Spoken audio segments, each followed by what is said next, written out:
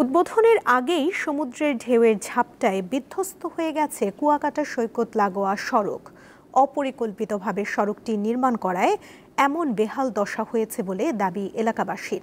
তবে নিরাপত্তা রোধক ব্যবহারের মাধ্যমে সড়কটি নির্মাণ করলে এমন দুরবস্থা হতো না বলে জানিয়েছে উপজেলা প্রশাসন।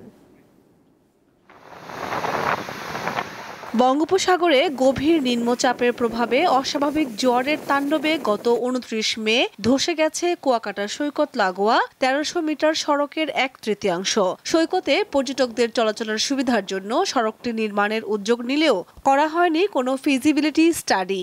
সাগরের ওয়াটার লেভেলে সড়কটি নির্মাণ করার কারণেই এমন ধস হয়েছে বলে দাবি স্থানীয়দের। আমরা ধারণা করছিলাম যে এরকম ২-১ বছরের বেশি টেকবে না, তাই হয়েছে। ১ বছর যায় না, এর আগেই শেষ হয়ে গেছে। এটা আরো একটু প্রোটেক্ট দিয়ে ভালোভাবে করা উচিত, এটা আমরা মনে করি, কারণ এটা পর্যটন এলাকার জন্য খুবই জরুরি। ৪,৭৫,০০,০০০ টাকা ব্যয়ে এই প্রকল্পের কাজ পায় পৌরসভার তৎকালীন মেয়র আনোয়ার হাওলাদারের ঘনিষ্ঠ ৩ সহযোগী ঠিকাদারি প্রতিষ্ঠান মোল্লা ট্রেডার্স, আবরার ট্রেডার্স ও SM ট্রেডার্স। ইতিমধ্যে প্রকল্পের বিপরীতে ১,৫০,০০,০০০ টাকার বিলও উত্তোলন করেছে প্রতিষ্ঠান তিনটি। তবে উদ্বোধনের আগেই সড়কের ধসের ঘটনায় ক্ষুব্ধ স্থানীয়রা। যেহেতু এখন ভেঙে গেছে, ক্ষয়ক্ষতি একটা হয়ে গেছে, এবার আমার মনে হয় যে প্রশাসনের নজর দিয়ে ঠিক আছে ভালোভাবে যদি রাস্তাটা করে তাহলে কুয়াকাটা সমুদ্র সৈকত এলাকায় মানুষজন আসা যাওয়ার জন্য একটু আগ্রহ ভালো থাকে।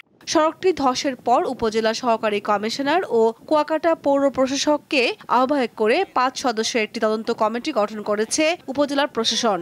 এখানে জিও টিউব বা জিও বেগ অথবা ব্লক প্রোটেকশনের মাধ্যমে সমুদ্রের ঢেউ বা যে ফোর্সগুলো আসে সেই কাজটাকে মিনিমাইজ বা রিডিউস করার জন্য ব্যবস্থা নেওয়া উচিত ছিল। সেটা ছাড়াই এই রাস্তা নির্মাণ কার্য এটি আমি মনে করি যে একটা শিশুসুলভ কাজ করা হয়েছে।